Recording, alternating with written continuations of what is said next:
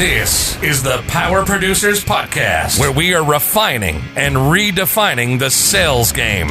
Rule number one is you have to believe in yourself. You're the only one who doesn't think you belong in this appointment. The prospect has already validated your existence by scheduling time with you.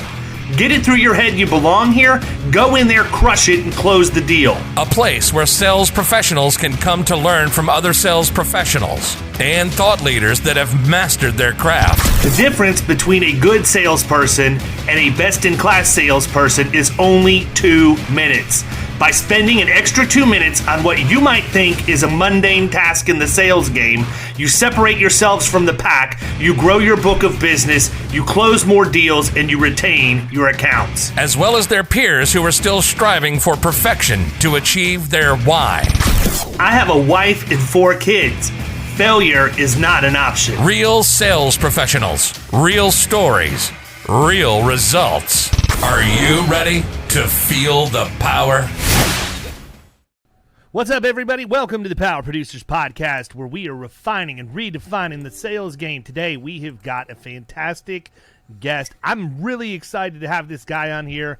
It's not Josh Gurley. If you're watching on YouTube, I can talk to that guy anytime. It's Mr. Robert Sutter from Keystone.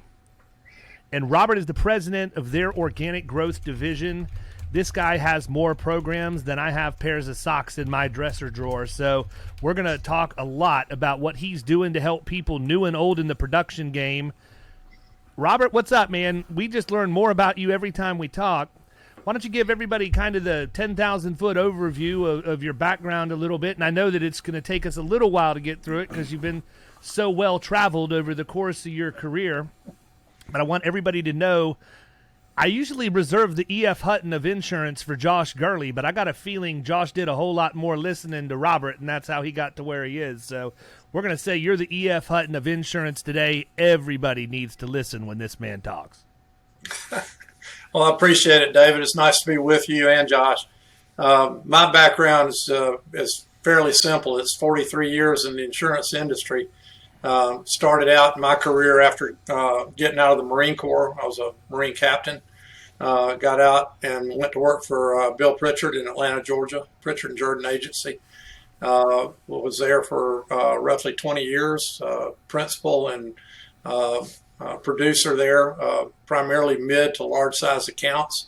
And I was responsible for our sales department at that time and helping develop some of our younger producers. Around 1996, I decided I wanted to develop a sales training company and started what we called on-target sales training that morphed into a different name for cross-site sales training. And did that independently for a number of years and had the opportunity about 15 years ago to merge all those programs into Keystone. And that was the start of the organic growth division, which has grown in that 15 years. We have Nick Kormos that works with us that does a great deal of work with agencies to improve their metrics and also to do some individual coaching and sales management coaching. So in a nutshell, that's pretty much what we do. For those people out there who don't know what Keystone is or how they operate, how about giving us kind of the elevator pitch? Because my understanding of Keystone, and Josh, you can chime in with whatever you want to add to it, is that you guys are different. You're not a normal aggregator in the terms of like an SIAA or somebody like that. It's a little bit different in scope, and every time I talk to somebody, I find out there's another division that exists that I didn't know existed the time before. So I think that we're at a time where a lot of agents are out there and they're weighing options to let people acquire their agency, or they're looking for a way to consolidate and get better market access or even resources that they may not be able to get on their own. And so I think it's really important that we lay out sort of the foundation of who Keystone is, because I can tell you, Robert, I probably get 4 calls every week of people wanting to know who should I talk to? Hey, I talked to somebody from Keystone. What do you think about them? I happen to think they're an outstanding organization, and David Bodker, the CEO, is someone that I have gotten to know a little bit over the course of the last several months. And I thought I was wild in terms of my thought process and just running and gunning, and this guy makes me look like a piker. So how about setting the stage a little bit about Keystone, if you don't mind? Fine. Keystone started, we're 30 plus years old, started in Pennsylvania with 4 agencies that did what a lot of agencies wanted to do back then. They wanted to aggregate their book of business to try to attract more markets and do things that they weren't capable of doing individually. But over the years, it's grown tremendously. When I joined 15 years ago, we were only in 4 states.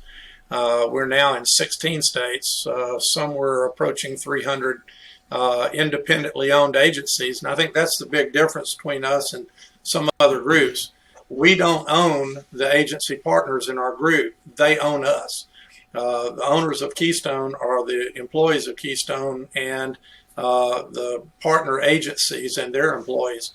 So we exist for no other reason than to provide resources to agencies like Josh's that might otherwise not want to have those services inside their house under their own pen. So we wind up basically being a cafeteria line of services.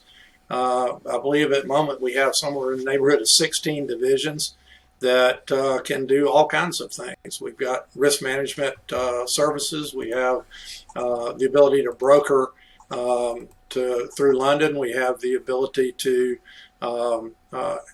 have and maintain our own captive arrangements offshore. We have loss control services. There's a variety of things that we can do, and we develop and educate people about how to sell better. A very large claims operation. Yeah, that's what I do. So, my focus is fairly limited. I work with young producers getting started, and I work with established producers that are trying to up their game and go to a different level in terms of their production.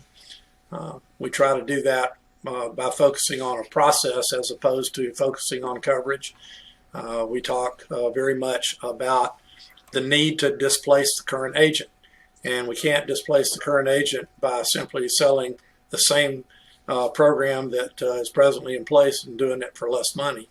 There has to be something more to that. There has to be a better service to the customer and a better parachute, if you will. That's what we think insurance is, really is a risk parachute for people that don't really want to jump out of an airplane.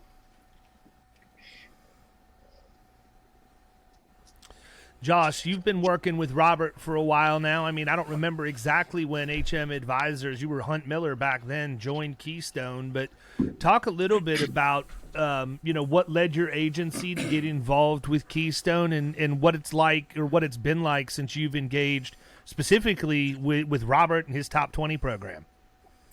I think our agency started out like a lot of agencies do. You're trying to get upstream, you're trying to get into more middle market accounts and larger business, but you're not exactly sure what to do. And really the biggest thing that holds you back is your confidence. And I want to say that we started with Keystone in maybe 2014, 2013, sometime, along those lines. And I think really a lot of the stuff was just in our head.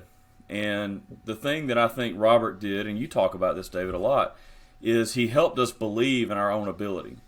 And he gave us some ideas, and a lot of the stuff that I tell people today is just, I tell people all the time that I take some stuff Robert said, some stuff you said, some stuff that, Randy Schwantz has said, some stuff that all these other people say, and I just kind of put it together and make it my own thing. But for the very first time, I think in my whole career, when I heard Robert say that you can compete with anybody if you have the right process, that was a huge thing for us. And then from that day on, I mean, that's really what we talk about all the time is, hey, we have developed a process. And I can go through that, and I've gone through that on other things. I won't bore the listeners with that. But I could go through the whole thing, and you could hear some shades, or plenty of shades of Robert in there. And of course, the whole premise is that 80% of the people, they want to sell you as much insurance as you'll buy.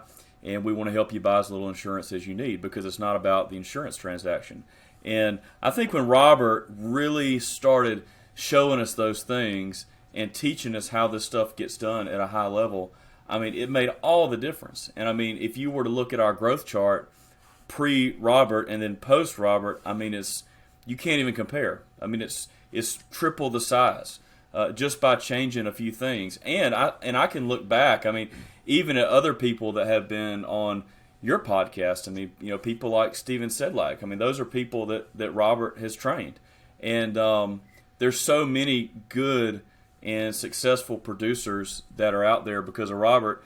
And it's more than just, I think, the sales aspect. I mean, Robert, he used this term to Andrew and I one time. He said, you guys have balls because you'll call on anybody, but if you take a little brains to go with those balls, you're going to go a whole lot farther in this world. And when Robert said that to me, I thought, you know what? He's right. And he encouraged me. I do my best. I'm a lot more country than maybe I come across sometimes. But Robert, he encouraged me to do my best to change my voice up every now and then to sound a little bit less like I'm from the sticks.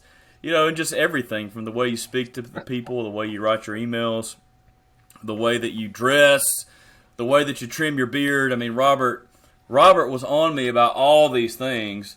And David, you had the benefit of meeting me post-Robert, right? Yeah, I was going to say, I got like the reformed version, man. I got you after the makeover. Yeah, you got the reformed version. And he wasn't quite the mess he's making himself out to be.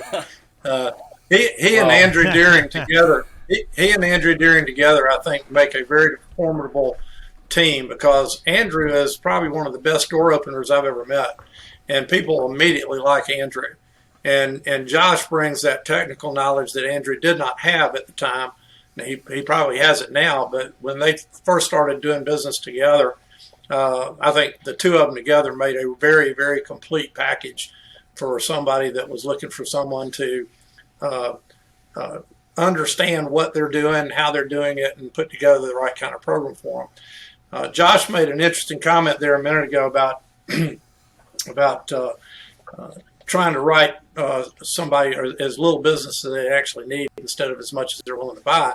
I'm a little irritated with the Liberty Mutual ads that have taken that phrase from me because I've used it for at least 40 years, and it comes across sometimes, and a prospect will look at you and go, "Well, that makes no sense. Aren't you a commissioned salesperson? Don't you get paid if you write more insurance?" And I go, "Yeah, it's true, but the reality is, I would rather have less money from you for the next 25 years than to have a lot of money from you for a year or two because I sold you things you did not need and somebody else came in and pointed that out." So when you talk to somebody about a lifetime and career involvement with them as opposed to just making a sale and hoping to keep their business for a short term, that statement really makes some sense. And we show people how to go through, 3 non-insurance ways of handling risk before they ever have to buy insurance. And that is an eye-opener for a lot of folks. Well, I can tell you it's the number one reason why 80% of my accounts are on a service fee as opposed to a commission. Because I don't have to worry about how much insurance I'm selling somebody in order to feed my family. I charge them a fair and adequate rate based on the work that I do for them, and I'm incented to provide the absolute best solution for them, period, whether it be from a contractual risk standpoint or whether it be from risk management services that we provide or coverage recommendations or whatever else. On a service fee account, if I go in and recommend coverage to a client, they're never going to push back to me and think that I'm only trying to sell it to them because it makes me more money. It automatically gives me credibility that this is the best solution, and David's telling me this because it's exactly what we're paying him to do. And in my agency, one of the things that we did that has taken this to a little bit different level is we will actually take and present 2 different options to our prospects before we engage with them. Number one, I think everybody listening needs to understand I get hired before I handle insurance. I will not quote just because I need practice, and I'm not going to quote to compete and get your business. My value proposition stands on its own. That's what I'm going to lay out. You either buy it or you don't. If you don't, that's fine. That's why we have a free market economy. But if you do, you know exactly what you're getting into before we ever go down the road of insurance. So that's important to understand. But we are so heavily risk management focused, and we're looking at losses and helping people understand the impact of individual claims and everything else, that we like to set benchmarks, and we want skin in the game when we go work with a new client. So we'll do a service fee as is traditionally done, but the other thing we do is we establish KPIs for the relationship, and we'll put benchmarks in place. And if we hit those benchmarks, then we're going to be able to have the ability to bonus out, right? So the story that I always tell is from a large egg distributor that I worked with up in the Carolinas, had about 5 million chickens.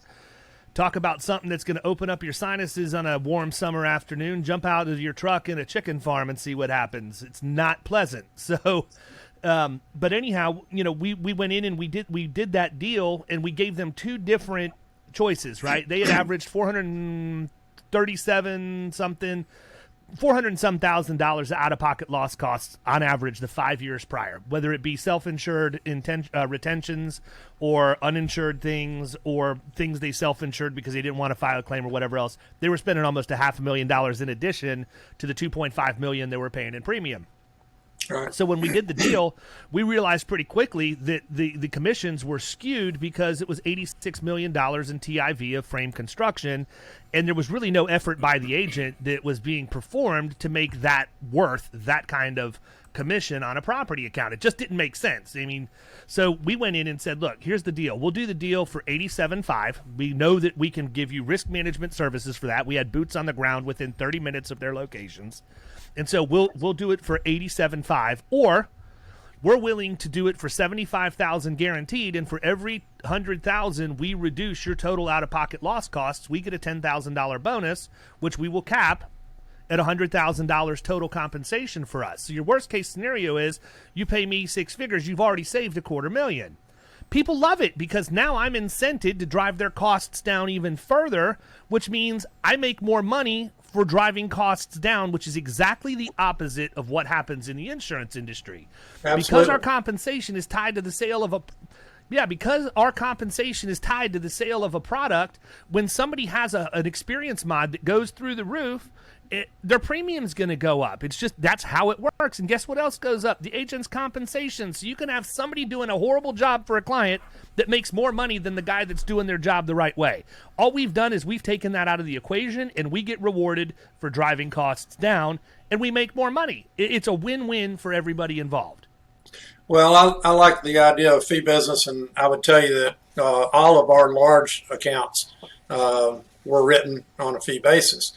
And one of the things I liked about the fee basis was the opportunity to really set it up as a 3-year commitment to work together as opposed to a 1 year. And you think about it, a president serves for 4 years, a congressman serves for 2, a senator serves for 6, and we run for office every year. And people that are inclined to shop or inclined to change agencies in any given year. But if somebody has a high experience mod, if somebody has issues in their business that require attention and specific expertise and knowledge, it's like getting fat. You don't get fat over a year, and you don't get skinny over a year. It takes some time. So you have the opportunity to secure a 3-year performance operation. It's not an NFL no-cut contract, but if we're doing a poor job, or if for some reason somebody doesn't like us, they can get rid of us. But we want 3 years to accomplish that reduction in costs that you're talking about and make that happen. And it takes a lot of competition out. There's another thing that you can add to that, David, that we've always done, and I think it's a very, very bright thing to do. Total compensation, as you say, capped at $100,000, whatever it's going to be, and then put these words after it, plus your active goodwill. And they're going to look at you and they're going to go, what the hell is active goodwill?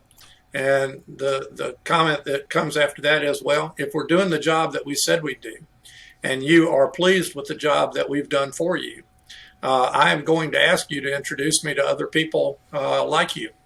And I'm not going to consider that a favor on your part. I'm going to consider it a part of our compensation.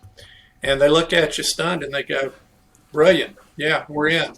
You're not obligated to do it if we're not doing a good job. But if we are, I'm going to ask for a specific introduction to somebody you know, somebody you're doing business with, somebody that could be a good client for us. And I'm going to expect that introduction. I think that is a great way to set the table right at the onset, and it's something that I don't think I do a good enough job of, and I honestly don't think that the producers at large do a good enough job of asking for referrals. Many times at this point, we hide behind technology and we use automation and emails and things like that to make sure that the ask actually happens, but it's not nearly as sincere and not nearly as impactful. And I don't need all the insurtechs out there that automate referrals to become, come in here and hammering me with hate mail. I'm not saying your product doesn't serve a purpose. What I'm saying is there's still a human behavior that has to happen, and your referral software doesn't work at the onset of the relationship at the closing table. But what Robert just said did. The other thing, Josh, it's interesting because you have not read my book yet. I literally just sent you the edited portion that's come back to me for me to see right before we got on here. But when you made your comments earlier, I'm sitting here thinking to myself, I'm like, man, I am dead on the money in this book because it's exactly what I talk about. Number one, mindset, right?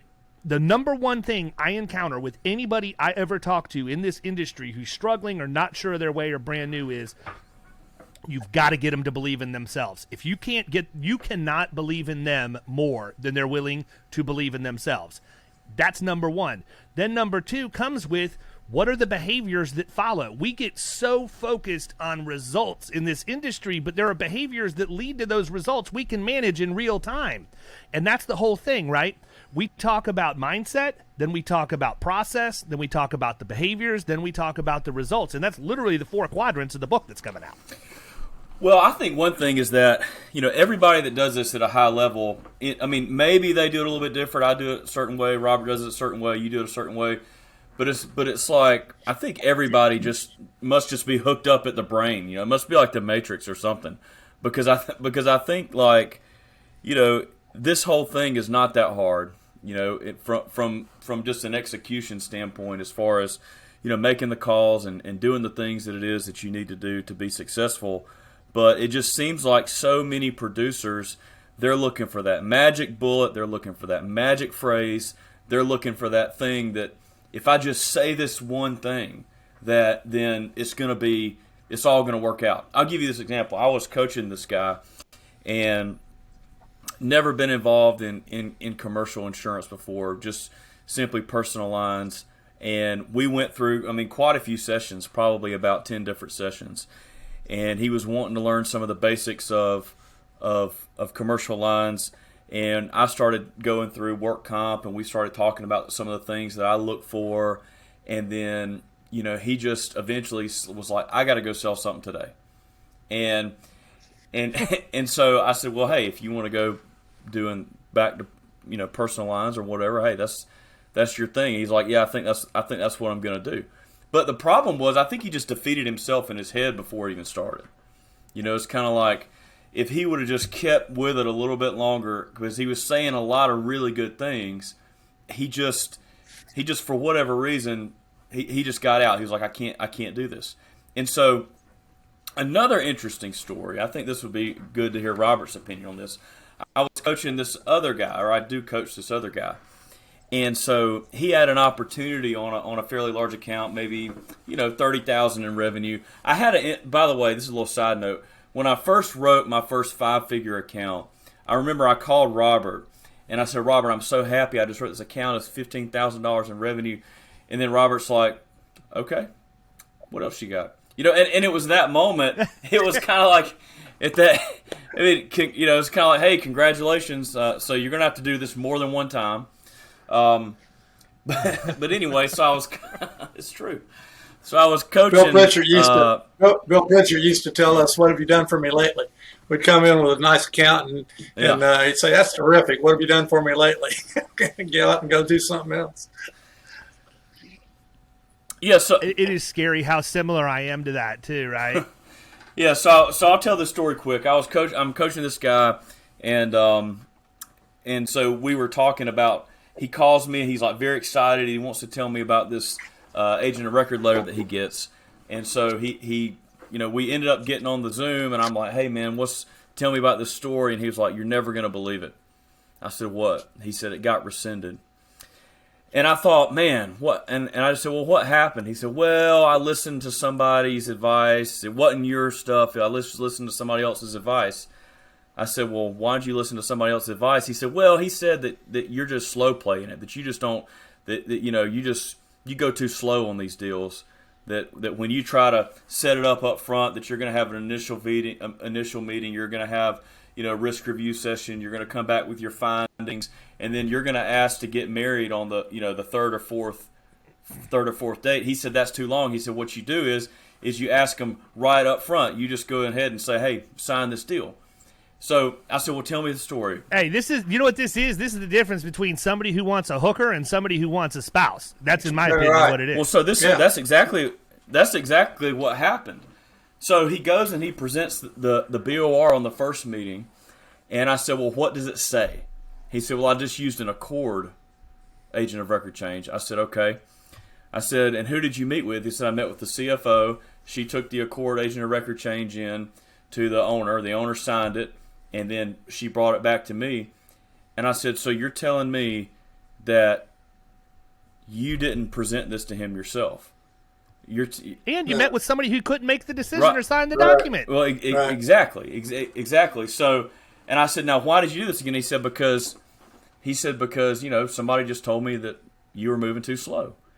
And I said, look, I'm not upset. I said, I think this is an important lesson that we all need to learn. And this lesson came straight from Robert, who said, you didn't ask your wife to marry you on the first date. And although my story, I probably could have or should have. I mean, she was, beautiful, but that's beside the point. She still is. She still is. Yeah, I'll tell her you said that. So anyway, but I learned this method from Robert, and I told the guy, I said, look, you just went too fast. I said, you didn't do what I told you to do. I still use today the same BOR letter that Robert gave me, and I almost have it memorized at this point, that just says, and the first line is, fully understand I am appointing HM advisors, to provide the whatever down the line. And I said, so you didn't give him a document that said, hey, I so and so fully understand. And he said, no, I didn't do that. And the worst thing people do. I was just saying, the worst thing people do is they give an agent a record letter and they don't explain that you're firing your agent. And when the agent gets fired, he comes back and says, why'd you fire me? He goes, I didn't mean to fire you. And it's all undone. Yeah. Well, and that's... Yeah, I mean, I think that's a huge point. I mean, and it happens more than I think it should. All you have to do is explain to people what the process is going to be. Our job fundamentally is to educate, period. End of story. If you can educate, you can close business. You literally don't even have to ask for the order if you're a good educator. They're going to come to the conclusion on their own. And it doesn't stop just when they say, hey, I think I'm ready to move forward. It has to continue through the AOR process because you need to let them know. And I try and make it personal. I know Josh does too, but I want to know everything I can about that account before I go in. There's a high likelihood I know the first name of the producer, and I'm going to use it because if they're going to flounder at all in their decision-making process, I'm going to see it in their body language. When I say that person's name, I can see how they react because now it's personal.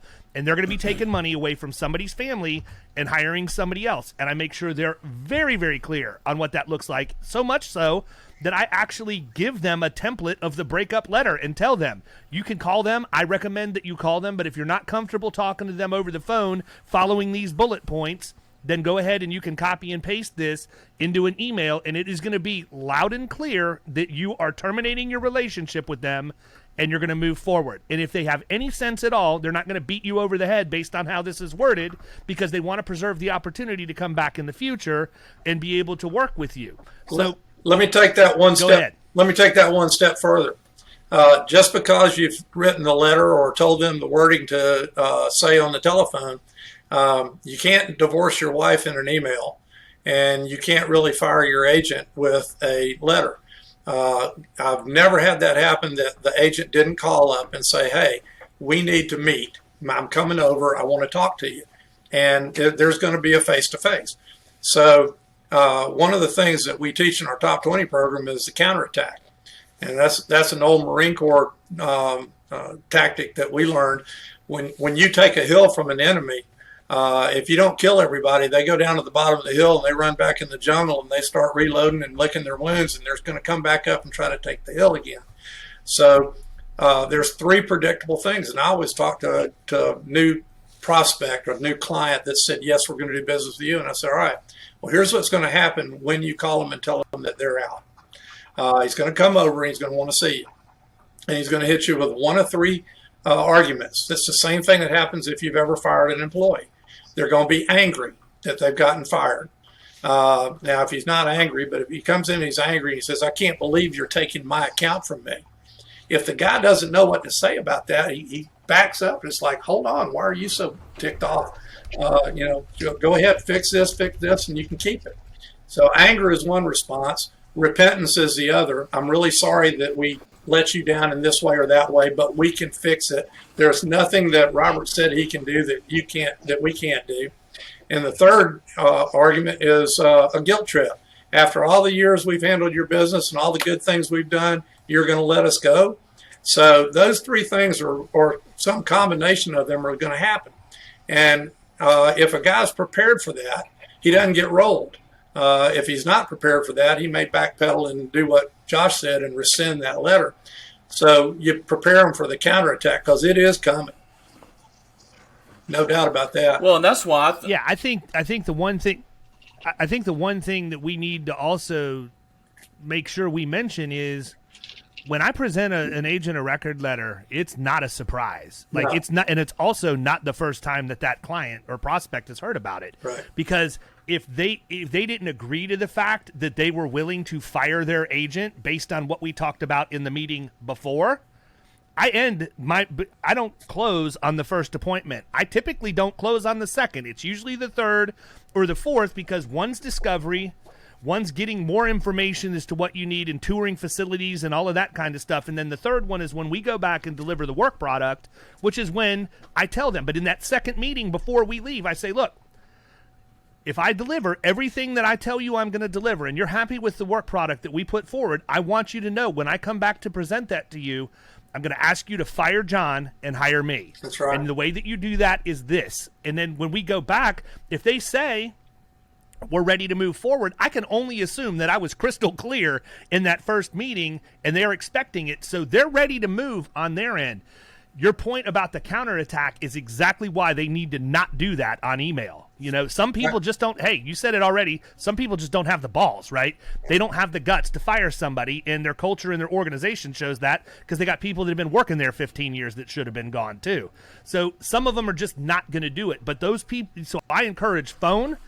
If they want to meet with them in person, by all means, but they're going to get bullet points from me that say these are the things you need to hit that is going to resonate with the producer to understand exactly what happened. The issue is people are selling insurance. They're not solving problems. So in a producer's mind, I've always given you a good renewal. You've always had coverage. What does that have to do with total cost of risk? That's absolutely nothing. Just because you sell a good insurance policy with good coverage means absolutely nothing for the total budget of the risk management program. Yeah, Well, Josh mentioned something a minute I'll ago. throw this. Go ahead.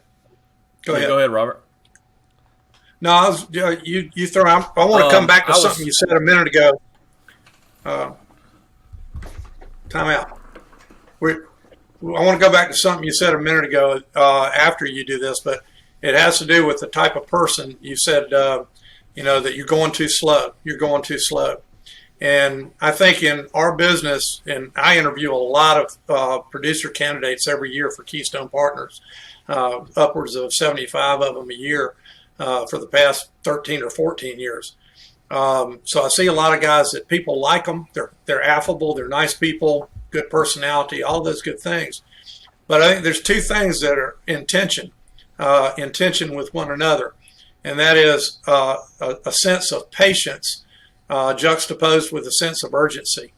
You have to be urgent about your prospecting. You have to be urgent about the manner in which you work, but you have to be patient with larger accounts because they take time to court and develop and woo away from their existing agent.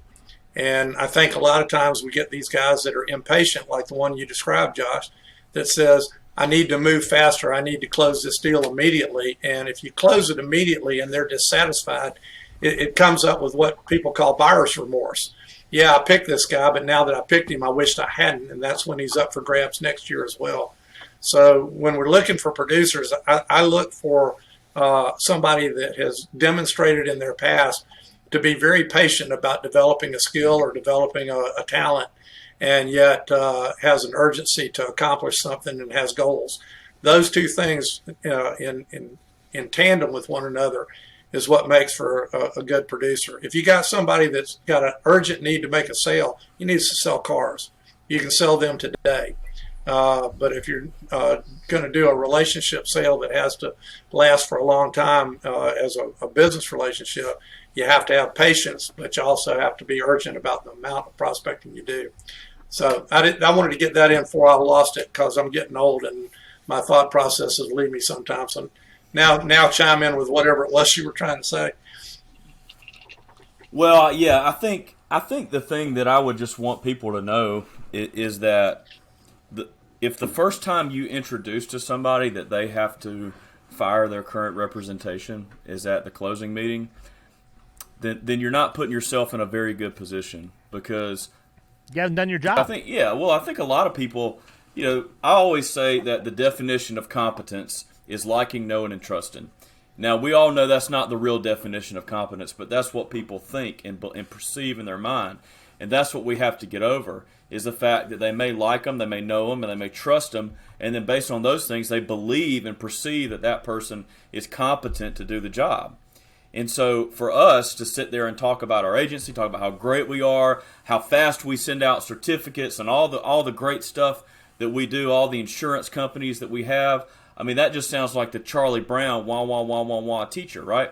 It's the expectation, man. It really is. I mean, okay, great. I'm glad you have that. That's what you're supposed to do. It's called your job. Oh yeah. I mean, there's nothing special about that, right? There's no shock and awe when it comes to all that portion of it.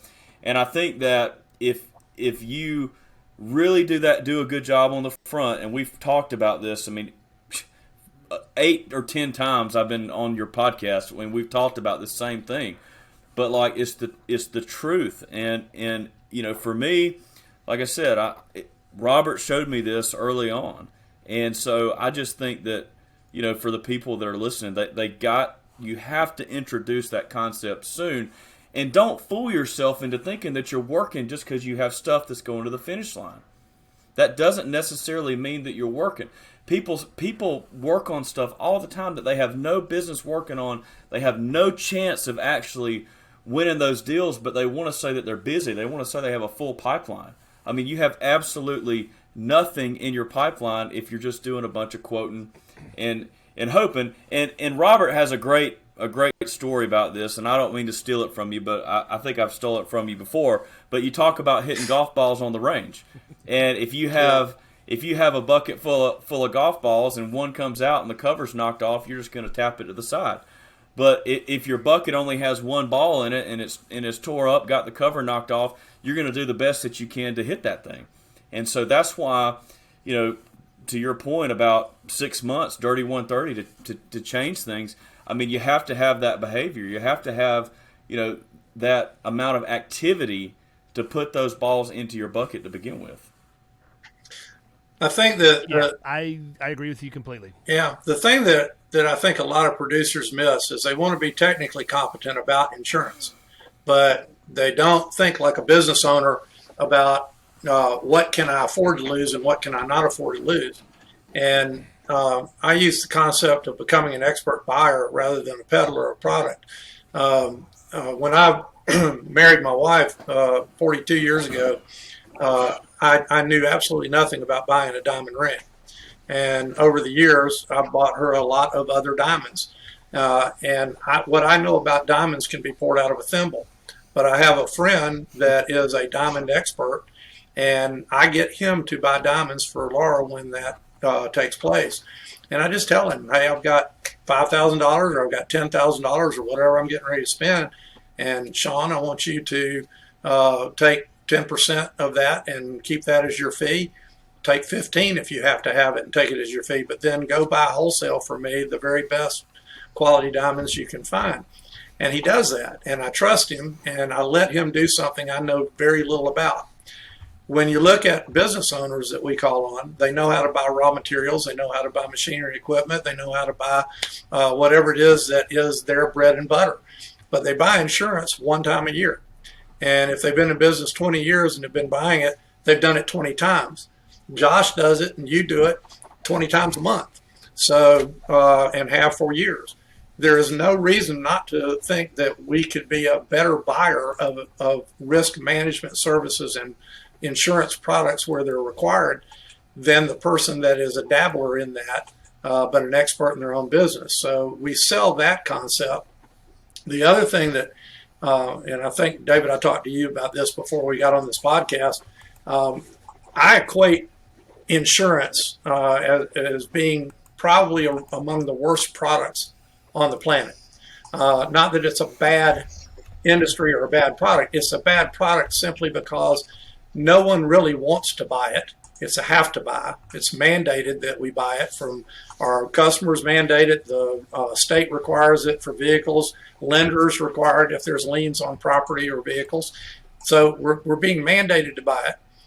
It's expensive. And now I'm being made to buy something expensive that I really don't want. Now, here's the kicker. After I buy this expensive product I didn't really want to buy, I don't want to use it. I don't want the loss. I don't want the claim. I don't want the aggravation of having that loss. So you buy the book of policies, you put it on your bookshelf, and you just go about your business and pray that nothing happens. But that's why I equate it to a risk parachute. Being an old military guy, the Marines have guys that their sole job is to pack parachutes. Your average Marine does not know how to pack a parachute. We have skilled guys that do that. And to me, a risk management program is a risk parachute for somebody that doesn't want to jump out of an airplane. And I always ask guys, which of these three things is most important to you if you had to jump from a moving airplane that's going to crash? Is it the quality of the parachute? Is it the skill of the person that packed the parachute? Or is it the price of the parachute? And I get a lot of people that their first reaction is, well, I want the highest quality chute in the world. And I go, no, you want the skilled parachute packer, because I would rather jump with a lesser quality chute packed properly than to jump with the highest quality chute watered in the bag. And price is the last thing on your mind when you go out of the airplane. And when you talk to people like that, they go, nobody ever talks to me like that. That's different. And some people look at you and throw you out of their office and say, I think you're an idiot, leave. But more often than not, they say that makes some sense. For the record, audience, I got the answer correct when Robert asked me. So I think the other thing, too, is that, is sales, a couple things. Number one, I agree with what you said. People get so caught up in being in the technical insurance piece of it. And you said it yourself. Andrew Deering's one of the greatest door openers that you've ever met, but he didn't have a skill set, and he's grown into that. Yeah. You don't need to know every single thing about insurance. There's always somebody, whether it be somebody that's a peer, whether it's somebody in the office, you can get that part figured out. You're not going to, I wish that there was a way to take a USB drive, stick it in my ear hole, and download everything I need to know about insurance, but that doesn't exist. That's called life experience and getting out on the streets. So, I don't want people getting so paralyzed by fear of not knowing. I can tell you this, Robert, never in my career have I gone in to cold call somebody on the first meeting and they come out and ask me a technical insurance question. Right. It just never happens. Right. It's to go in there, meet that person, start to establish rapport and everything else. I think the other thing that we make mistakes about as agents is, especially outside producers, we don't have to have everybody buy from us the way we want them to buy from us. If you're going to go into an industry, you need to understand how that industry buys. So hang with me for a second, and I'll explain why I think that way. I have a guy that I hired that came in as a producer, and you don't know this about me yet, Robert, but you're going to find out. I only hire people from outside the industry. I don't want insurance industry people coming in as producers. I like business-to-business salespeople, and I can train them on everything else. We agree. If I look at your resume and you've been with ADP for 5 years and you've had progressive responsibility, I know you can cut it in this industry. I don't even have to talk to you. Right. But that being said, I brought this guy in because he worked for a company that manufactured bulk products for the automotive industry and manufacturing, 55-gallon drums of lubricants and oil and brake fluid and all of that. And I'm like, I need this Rolodex. That's what I bought. I bought the Rolodex because he could get me into the places he had been calling on selling this product over the course of his career. So went out, did some marketing drops with him for the first couple of weeks, shouted him pretty heavily and everything, but didn't really need to be on the road with him because he had some of these relationships already, and he could go in and at least open and make the conversation, leave some information, whatever. And after he'd been with me for about a month or so, I asked him, I'm like, listen, man, I'm not trying to put undue pressure on you, but you've been going for like around a month now, and I haven't seen that you've actually gotten an appointment. When he was, and his goal was just to get the appointment, I would go back with him, which is the way all of us do it, right? You take the guy from the office that knows what he's doing, and you get to learn that way. And so I said, I just don't understand, because man, these people just are not giving me the time of day. I said, he goes, I some of these shops I've called on, and some of them I haven't, but they don't want to talk to me. And I said, all right, let's stop and think about this for a second. You're calling on mechanics. How do mechanics buy? How do manufacturers buy? Period. They're used to the guy from Snap-on Tools coming. They're used to the lady from Advanced Auto Parts coming. And these people are coming to their place once a month to call on them. They're not used to dealing with outside producers that are waiting 60 to 90 days before renewal or whatever. They have a route person that they see every single month. So for the next 2 months, scrap the shirt and tie, wear jeans or khakis and a polo shirt, and you are no longer an insurance agent or a producer. You're the new territory rep for the area, and you can go in and you can talk to them and explain, I'm the new rep for your area from Florida Risk. We have a whole variety of things, blah, blah, blah, blah, blah, whatever his shtick was. And guess what? We started getting appointments. It wasn't the first time, but once they saw the consistency, they're like, you know what? This guy's going to be coming around every month. Let me see if I can meet with him and make him go away. But he never went away. And I think that's part of the problem. Producers they don't have the wherewithal until they realize that's what they have to have. And unfortunately, some of them never do, right? Producers confuse activity with productivity. That's what Josh was saying earlier.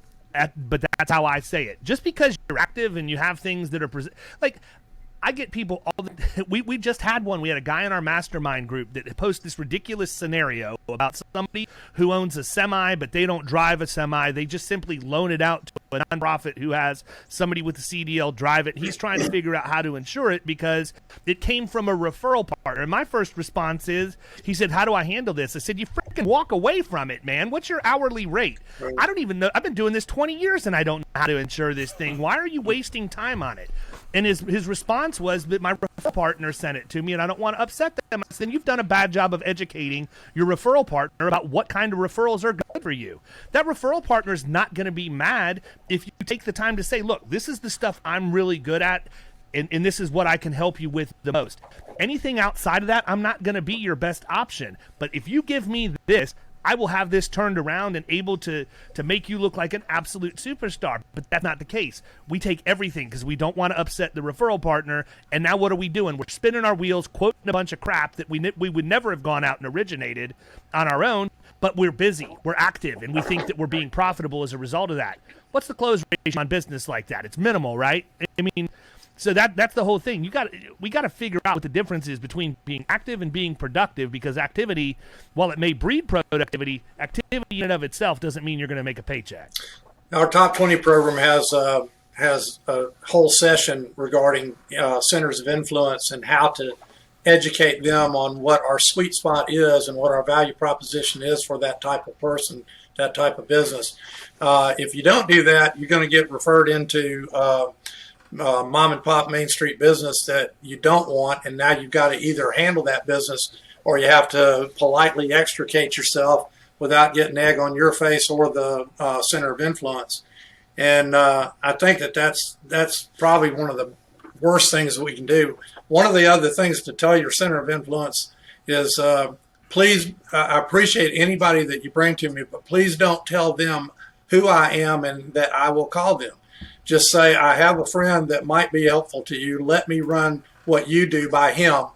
And if he wants to come and visit with you about it, we'll set that up. If it's not something he can do, he'll tell me. But that keeps the center of influence from getting egg on his face when he says, oh, yeah, Josh will come see you. And Josh says, I don't want it. And then he has to call back, well, Josh doesn't really want to see you. Doesn't do anybody any good. So you're right. It's a matter of education, a matter of educating the center of influence as to how you need their help, but how you want them to help you. And also the size type of business that you want to go on or call on. Very, very important. We're talking about patience and urgency. The other two things that I look for, and I'm like you, David, I want to get somebody that's been in business-to-business sales, and preferably a business that requires displacing a current provider. So waste management companies and people like that have to, somebody's taking their trash out now, go ahead and find somebody that has to displace the competition. But I look for two things in a producer candidate. I call it intellectual curiosity and intellectual agility. Are they curious about how the business runs? Are they curious about what the guy's problems might be? Are they curious and ask good questions about where his aggravation and struggles come from?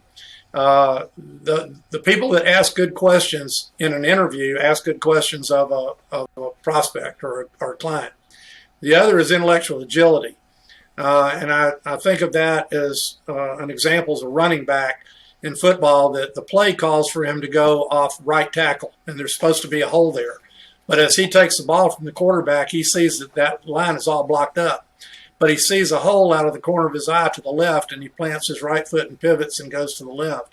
It's that ability to go in wanting to talk about X, Y, and Z with a prospect, and having them change the discussion to something else, and being able to say, okay, I'm going to go where they want me to go.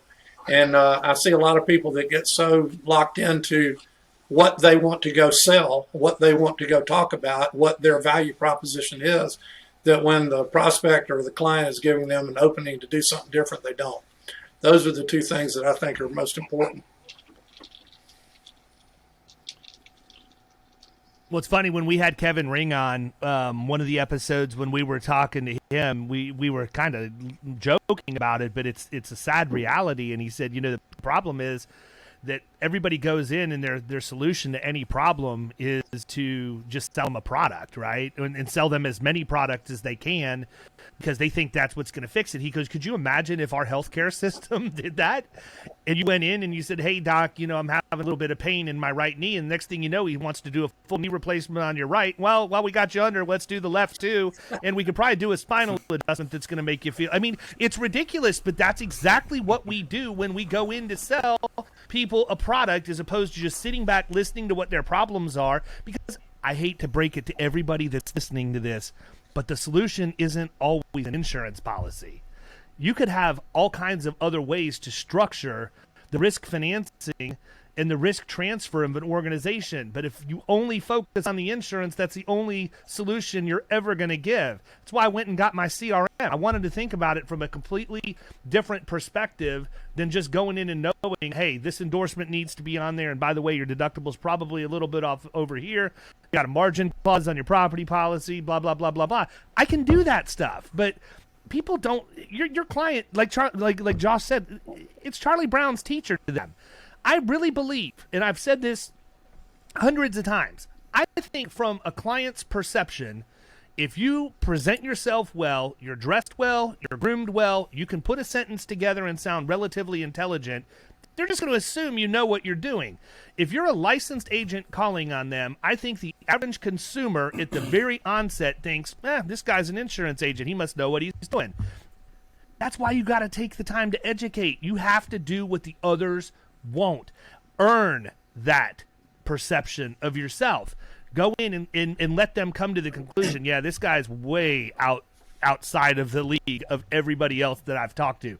There's no way I would do business with anybody but this person. And that's the thing. That takes time. You're not going to go, to your guy's point, Josh, you're not going to educate somebody to the level they need to be educated to make a buying decision, to fire a multi-year relationship in 20 minutes. It's not going to happen.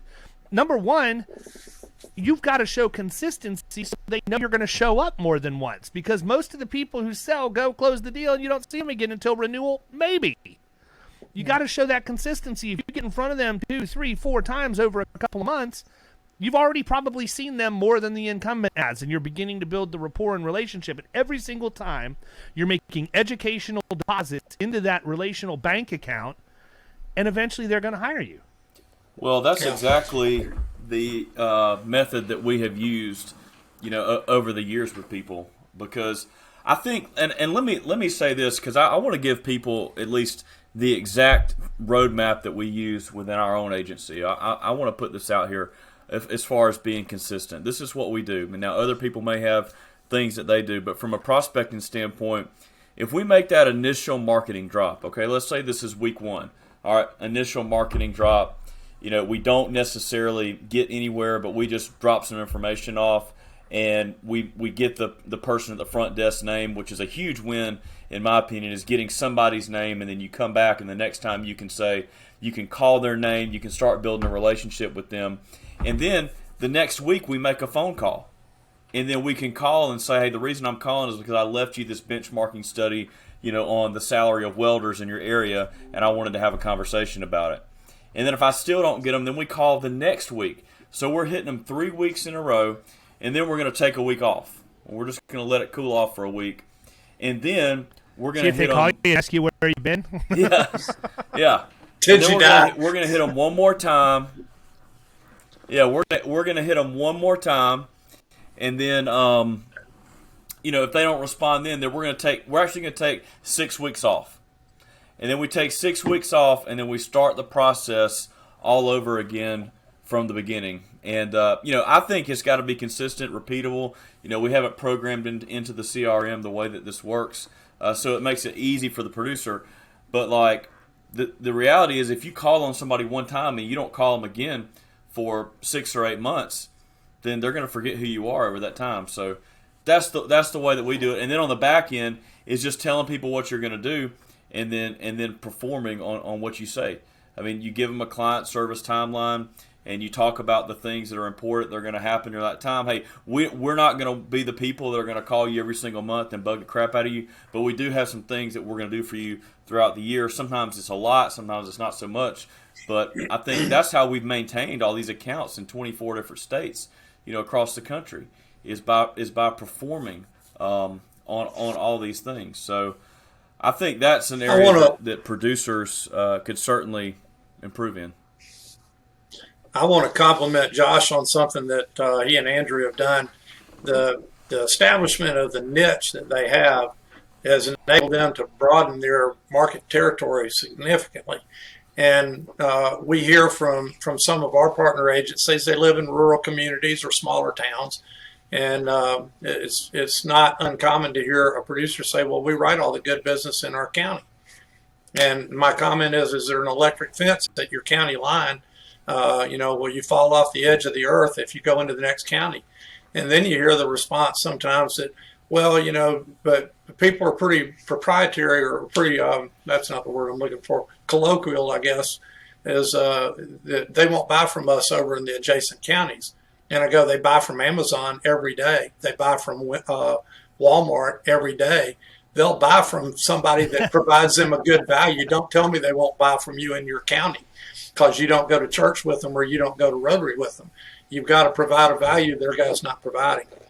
And I think that's just somewhat of a excuse for not prospecting.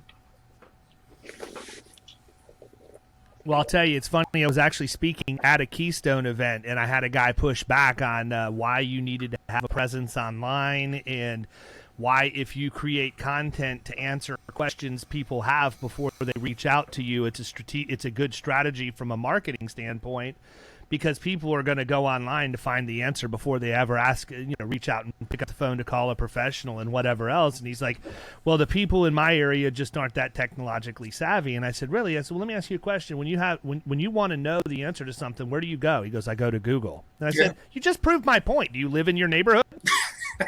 Right? I mean, anybody who wants to know the answer to something is going to go to a search engine to find the answer to it. Your job is to make sure that you have the answer at the top of the list. And then if you do that, you're going to become an authority in their mind, and they're going to reach out to you. I've done it literally hundreds of times over the course of my career. I didn't just start blogging last week. I've been blogging for almost 20 years now. That's why I get results from it. I never quit. And I think that's the other thing is, you've got to have an iron resolve, man. You have to get up every morning knowing that you're going to get 9 no's before you get to the 10th yes. and you gotta be able to deal with that. One reason why we've been so successful in my agency with using a virtual assistant to telemarket to set appointments on our behalf is because they really don't care. They don't care if they get hung up on. They have one job, to book the appointment, and they understand that if they book appointments, they're not going to have that job. So they're not going to waste time on the phone with somebody who's being rude to them or wants to hang up on them. They're not going to waste time after they get off, feeling sorry for themselves. They're going to dial the next number and the next number and the next number. And as a result, we have somebody who lives on the other side of the world booking between 5 and 25 appointments a week for my agency because they just don't quit, period. You mentioned your online presence, and what we find interesting when we do our Prospectors Academy is we're teaching them a value proposition that is a risk management value proposition. And then you go and you look at their agency's website, and very often the first thing that you see on it is call us for a quote. Really, call us for a quote.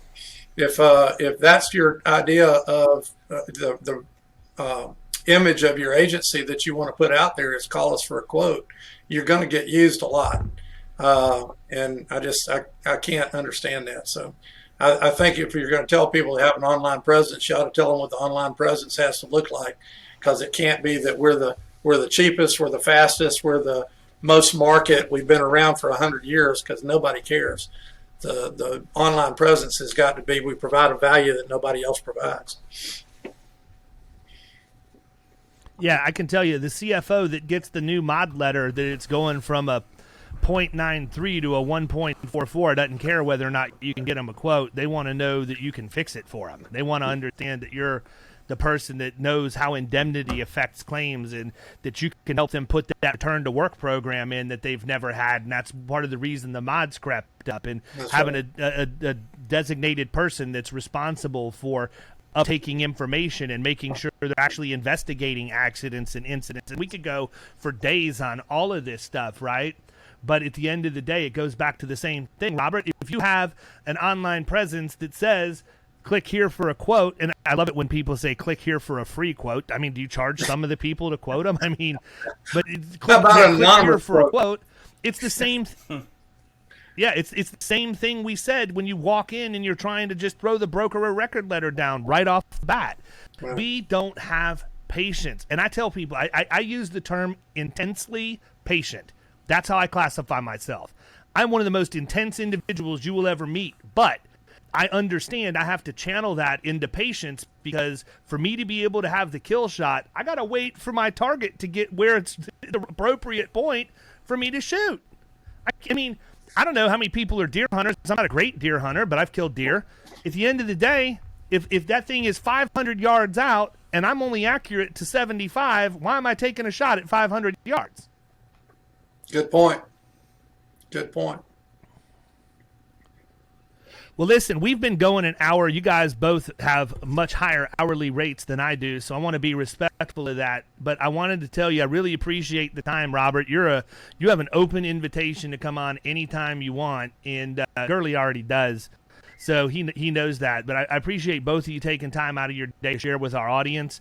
People, if you're looking for resources out there, and you're kind of feel like you're on an island, I would encourage you to reach out to Keystone. And if you want to talk offline, I can promise you Josh Gurley will take a call from anybody who wants to talk about what it looks like to become a Keystone agency. And I'm sure Robert would too, but take advantage of that. Josh is going to be the first guy. He doesn't have any skin in the game to sell you other than he owns a piece of Keystone, but that's so diluted compared to where everything else is. You don't really have a realistic, stake in the game, right? But at the end of the day, they're building an army over there, and it's all about the right agents in the right places. And the one thing I can tell you, I work in Killing Commercial. I work with a slew of Keystone agents, and I've told Josh this before, and I've told plenty of other people. I can tell over the phone how people answer questions that I ask, whether they're a Keystone agency or not, before they ever tell me that they are. There is a definite difference between the agencies I see that are in Keystone and the agencies that aren't. But let that mean whatever you want it to mean. I'm just telling you, if you're looking for help, that might be a place to go. Everybody have a great week. You've been listening to the Power Producers Podcast.